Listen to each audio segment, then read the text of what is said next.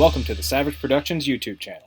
How's it going, guys? Welcome back to the Savage Productions YouTube channel. We're going to go over here and start up the 302 build that we did, which is actually a 304. We're going to get it started up, set the timing right and everything. This will actually be, there'll be another video of this car coming out soon. There's a couple of issues that we ran into after we put it all together, just due to the parts. This is a brand new coolant tube. This black tube goes back here and feeds the heater core, right? Yep. Well, in here, this thing is actually kind of a swivel base, and there's an O-ring in here. Well, they must have forgot to put the O-ring in it when they built this, because it pours coolant out as it gets high enough. Yeah. I don't think it's pinched. Right. I think it's just not in there, because it just pours out like there's not even O-ring. So we're gonna take this, we got to pull us apart to get this out, and then there's a cap on the end in there that you can unscrew, and then you can pull it apart. We're gonna do that to see if we just replace the O-ring or put one in it or whatever, but right. Won't be able to really do that for a couple of weeks. So Yep. So there's that. We got to figure out something with the AC. Some of the wires back there have been cut, and we needed to fix those. Not entirely sure if it's going to work properly here. Well, the pressure switch that goes to the accumulator, there should be a plug right here that plugs into the pressure switch. We still got to put a switch on here. And they cut all the wires, so we just have to get the two wires out for the pressure switch, put a connector on it, and put that on, which I could even bypass it to get the AC to come on. Yeah.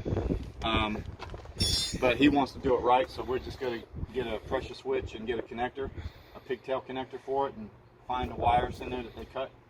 Yep. And then this wire here is for the fan controller, which actually hooks to the positive side of the compressor. So whenever you turn the AC on, it automatically turns the fans on, because the fans have to be running all the time when the AC is on to cool the condenser. So, right. And that's why that's still kind of hanging out there a little bit, because we got to still tie that in. Yeah, and it's not live or anything, so no, it's not like it's going to be arcing stuff. No, this doesn't even have power. It only gets power from this. Right. So it's not live at all. Cool. But the fans, you know, they still will work, because the sensor, I've got a sensor in the intake back here that once it detects about 190 degrees, which we still have to adjust it. You actually go in here. This is preset for 160 for the fans to come on. But we're going to bump it up to about probably 190, because we got a 180 thermostat in it. Yeah. That's pretty nice. I really like that. That's a nice controller. Now it's only got one relay that's designed for 25 amps. So I already checked the two fans, and they don't draw 25 amps together, so we're okay. Cool. I put an amp clamp on the power cables. So then the other thing is the starter solenoid, right? Yeah. So this is a used starter solenoid that came with, you know, the harness and all he put in, and the starter solenoid will not work on between the starter peg here. This actually gets power when you turn the key on, and that's what energizes it to power the starter wire, and it doesn't energize it. So we got to replace the starter solenoid, and this is the problem when you deal with used parts. Yeah. I mean, this thing probably costs about $20 to $25 new, but we're going to fix that. And then the clutch switch is not working.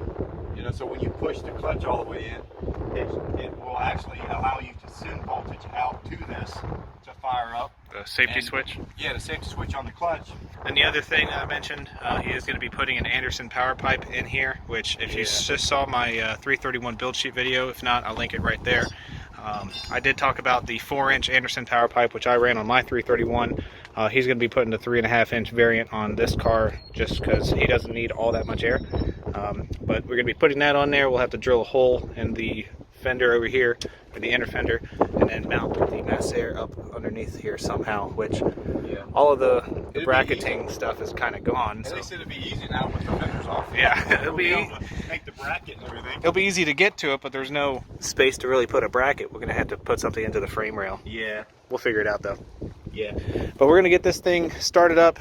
We can't run it for too long. He brought the coolant down to a level to where it's not going to be spilling out, but we can't get it that hot. So we're just going to try to set the timing real quick, set the idle. That way, you know, we can see it idling good and everything. You can tell it's definitely got some compression with these heads. Yeah. These heads got 53 cc chambers. And dang. Yeah, it's probably making 10.2 to 1 compression on this setup. That's really good for stock bottom end. Yeah, that's why that's basically why these heads make 430 horsepower. Yeah. The flywheel Right. on a stock bottom 302, you know, with supporting mods. Yeah. Which it has. It don't have long tubes, but it still has 1 5/8 shorties and an X pipe. Yeah. Yeah. It doesn't have mufflers on it right now, so it will be a little bit louder. But Dad says it actually sounds pretty good, so I'm looking forward to hearing this thing. All right, we're gonna start it up one more time real quick. We just got it timing set and idling correctly. It's actually still in cold start mode, so it's not exactly where we want the idle to be, but this is about the best we're gonna get without the coolant issue being fixed, because it's got to be up to idling temperature and or full running temperature and all that stuff for us to really set the idle correctly. All right, you ready? Mm-hmm. Go ahead.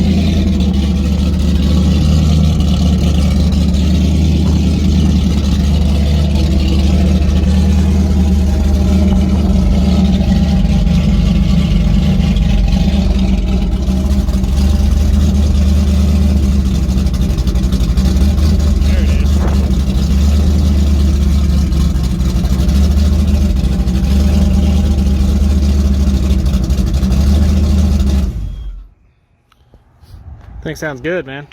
Yeah, sounds. You can tell it's got some compression. Yeah. I'm telling you, those 11R heads, man, are 53 cc. Yeah. Small chamber. Yep. You can tell it's for just a little stock 304.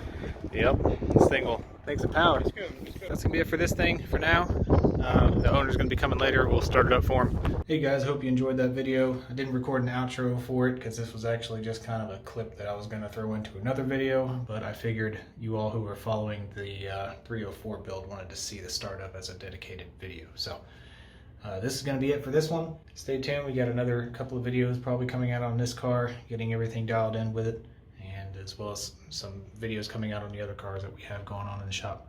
And then we'll eventually get to my own car too. So thank you all so much for watching. Please like the video if you enjoyed, subscribe if you're new, and I'll catch you all in another video.